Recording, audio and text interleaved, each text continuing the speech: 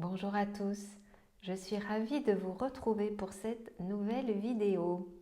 Aujourd'hui, je vous parle des programmes inconscients, c'est comme ça que je les appelle, ceux qui tournent un petit peu en arrière-plan de notre quotidien, de notre fonctionnement, de nos schémas de pensée. Et je vais vous expliquer aujourd'hui ce que c'est en vous donnant un exemple personnel. Ce que j'appelle programme inconscient, vous l'avez bien compris, c'est une analogie que je fais un parallèle avec l'informatique, même si je ne suis pas du tout une spécialiste de l'informatique.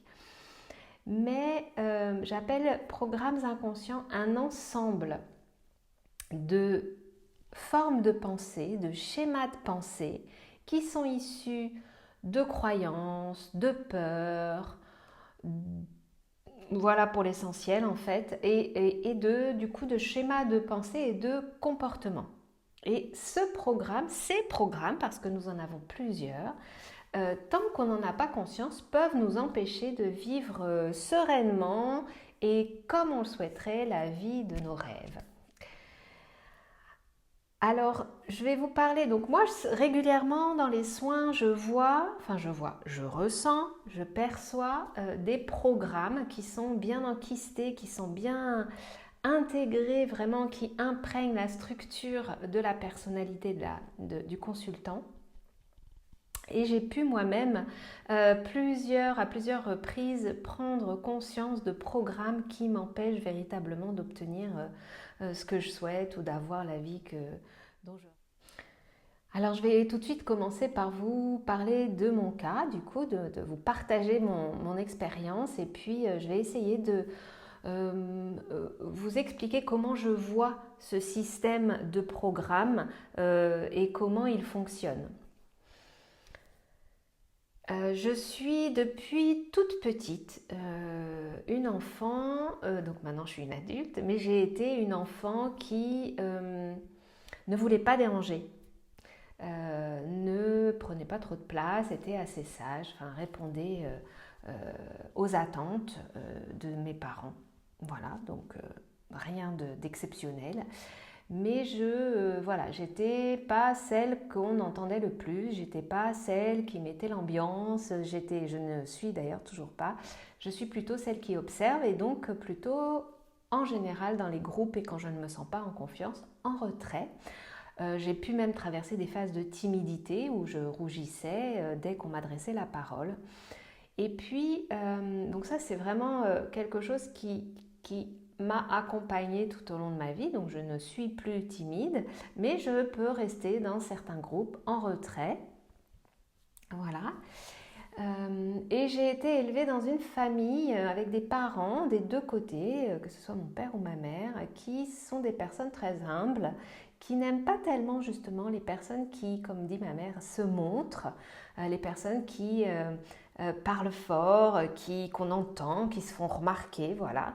Donc c'était transmis dans ma cellule familiale que c'était pas bien, vraiment c'est ça, c'était pas bien de prendre de la place, de prendre vraiment beaucoup de place et il ne fallait pas, surtout pas se montrer, surtout pas se vanter, même si on avait des réussites, même si on pouvait être fier de ce qu'on venait de faire ou de ce qu'on était tout simplement, surtout pas, on ne se vantait pas. Donc ça c'est ce qui m'a été transmis et de manière implicite et de manière explicite dans mon éducation. Il y avait donc ma personnalité qui, je pense, a été façonnée dès mon plus jeune âge, des nourrissons, de rester en retrait et de ne pas prendre trop de place. Et ça, c'est les deux les deux grosses sources de mon programme que j'appelle mon programme d'invisibilité. Et il s'avère que, en quoi c'est gênant, parce que ça pourrait ne pas du tout être gênant, mais il s'avère que je fais une activité, et ce serait la même chose si j'étais artiste dans le showbiz ou si j'étais commerciale ou toute autre profession qui demande à ce qu'on se démarque. Et donc, dans mon activité de soins énergétiques, de sophrologue, de thérapeute, sur un marché qui est devenu fortement concurrentiel, il faut bien se démarquer, se montrer pour que les personnes qui ont besoin de mes services viennent à moi.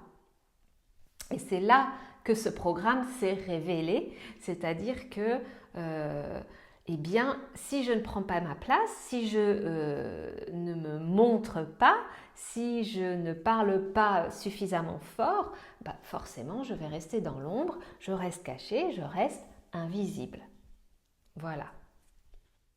Et alors ce syndrome d'invisibilité ou ce programme, comme je l'appelle, s'est montré régulièrement au cours de ma vie, sans qu'évidemment je comprenne pourquoi. C'est que j'étais de celles dont on ne se souvenait pas forcément dans les groupes. Si vous voulez, il m'est arrivé de faire des stages où mon nom n'était pas sur la liste, ou de ne pas recevoir les mails d'information.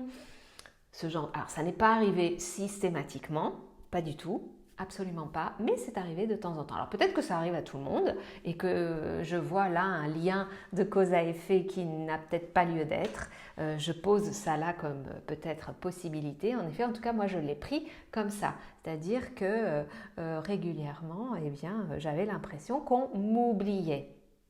J'ai même vécu sur un salon il y a 2-3 ans, un collègue thérapeute avec qui je m'entends bien, enfin avec qui les relations sont tout à fait amicales, cordiales.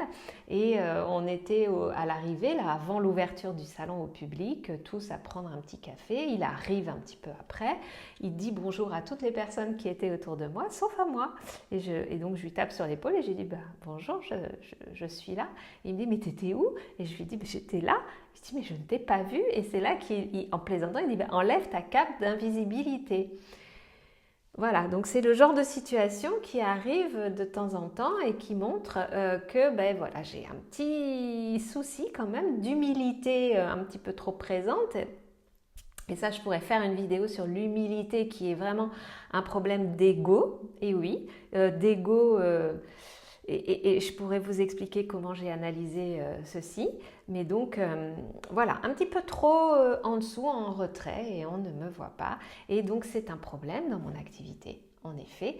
Donc, j'ai vécu ce week-end un salon. Et sur ce salon, eh bien, mon stand ne semblait pas attirer. Alors que c'était la même décoration que les autres fois.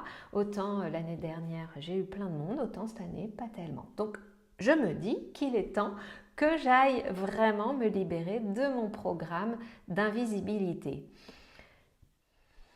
Et donc, vous l'avez sans doute compris, je les appelle programmes parce que bien souvent, nous n'en avons pas conscience et ils fonctionnent comme des virus informatiques. C'est pour ça que j'ai pris cette analogie. Ils fonctionnent comme vous savez, on appelle ça le cheval de Troie. Ils sont dans notre système.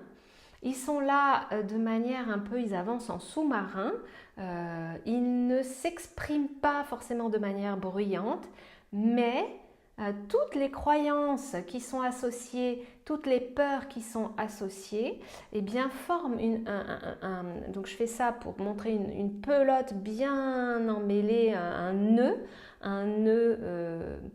énergétique qui peut vraiment avoir des répercussions dans différents domaines, dans différentes sphères. Donc voilà, hier, moi je voyais ce côté se montrer, prendre de la place, parler fort, comme quelque chose de très anodin parce que jusqu'à présent je disais j'ai pas besoin de prendre beaucoup de place et en même temps ça peut aussi, donc dans mon cas par exemple, m'empêcher, et voilà, et c'est là que je vais aller au cœur du cœur de mon souci, c'est-à-dire que ça peut m'empêcher parfois si j'ai trop de doutes, parce qu'en fait, voilà, ça m'amène des doutes. Et là, le programme qui est associé donc avec cette invisibilité, c'est une forme de doute sur ma valeur, par exemple en tant que thérapeute, ou sur certaines de mes capacités, compétences ou toutes ces choses, voilà. Et donc ça fait douter. Et ces deux programmes qui sont apparemment bien distincts, arrivent à s'imbriquer, s'intriquer et à faire en sorte que ça peut rayonner, que les deux rayonnent l'un sur l'autre, voire sur d'autres pans de ma personne, de ma vie. Voilà. Et j'ai aussi reçu un message et compris, puisque si vous me suivez depuis un moment, vous savez que je canalise, et donc je canalise aussi ma propre âme. Et j'ai perçu c'est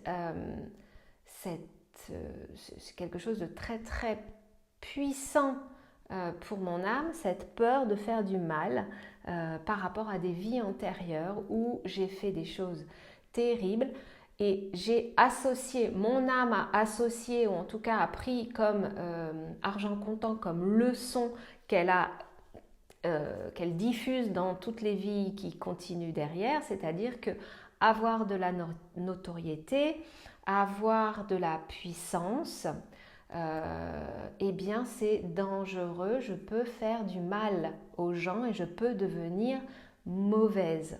Et c'est vraiment très très fort quand je me connecte à ça.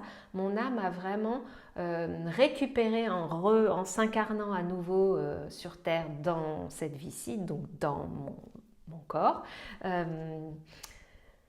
Ce programme de si je suis visible, si j'ai de la renommée et si j'exprime tout mon potentiel, je vais devenir à nouveau mauvaise, je vais à nouveau sombrer dans le côté obscur de la force et je vais faire du mal aux gens. Donc, acte dans cette vie-ci, puisque mon âme a choisi de vivre dans la lumière dans cette vie-ci, eh bien tout ce qui fait que l'on me voit, tout ce que je pourrais faire pour me faire connaître, pour me faire entendre, pour exprimer toutes mes capacités, toutes mes compétences, eh bien, je vis des moments de procrastination, des empêchements que je me mets moi-même, des barrières sans forcément en avoir conscience, parce que pour elle, pour mon âme, il y a danger. Il y a danger pour l'âme, mon âme, et pour les autres. Et donc, je vous confie ceci, je suis en travail là-dessus. Voilà, ça s'est vraiment montré très fort ces 2 derniers mois. Donc, je suis en travail pour libérer ce programme. Et mes guides, du coup, me donnent des indications.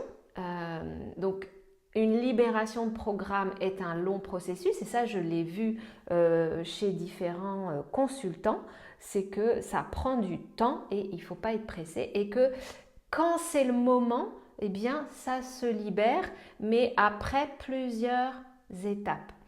Et donc, je suis, je ne sais pas si je suis près de la fin du parcours, mais je pense que oui, puisque ça se monte depuis 2 mois. Donc, c'est que ça fait un moment déjà que je travaille dessus quand même. J'avais conscience de cette histoire d'invisibilité, puisque mon cher collègue me l'avait montré déjà il y a 3 ans et je le savais déjà avant.